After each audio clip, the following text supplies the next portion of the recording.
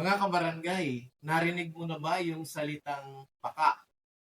Baka pwede pang maayos. Baka hindi pa huli ang lahat. Baka sa simpleng pag-uusap, maaaring gumaling yung sugat. Pero ito po ang tanong, ilang relasyon na ang nasira dahil walang nagsabi na baka. Sa video pong ito, pag-uusapan natin kung paano ang isang simpleng salita ay maaaring magligtas ng samahan, pamilya, at yung kapayapaan sa barangay. Magandang araw mga kabarangay, kumusta po kayo?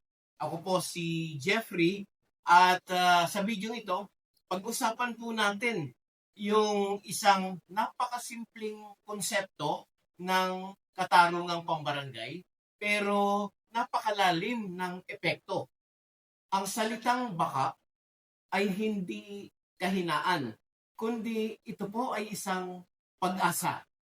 Kapag sinabing baka, parang may duda, di po ba?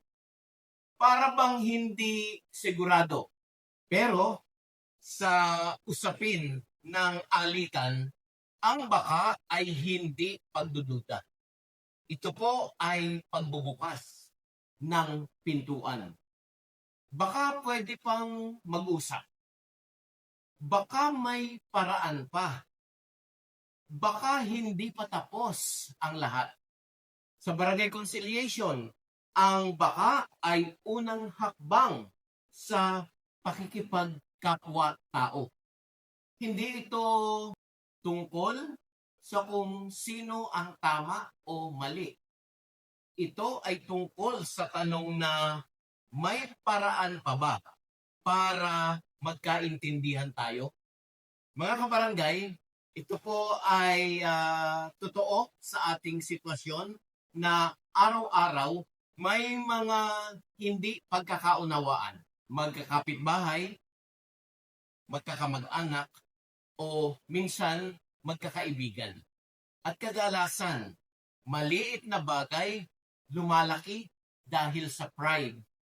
Pero kapag may isang tao na nagsabi na baka pwede nating pag-usapan, biglang nagbabago ang direksyon.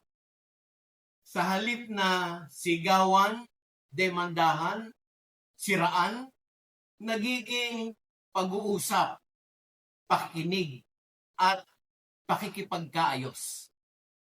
Ang salita pong baka ay parang tulay. Nagdurugtong sa dalawang taong may samaan ng loob.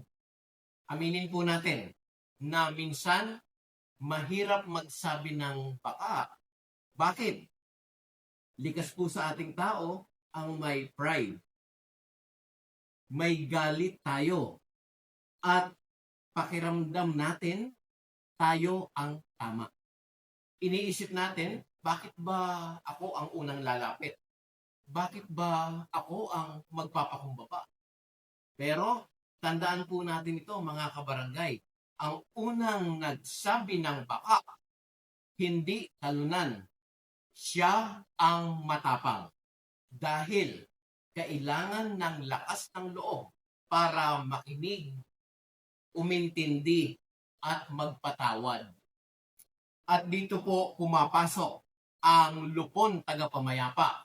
Hindi sila hukom, hindi sila ang tagapagbigay ng desisyon. Sila ay tagapagpadaloy lamang ng usapan, tagapakinig at tagapaggabay.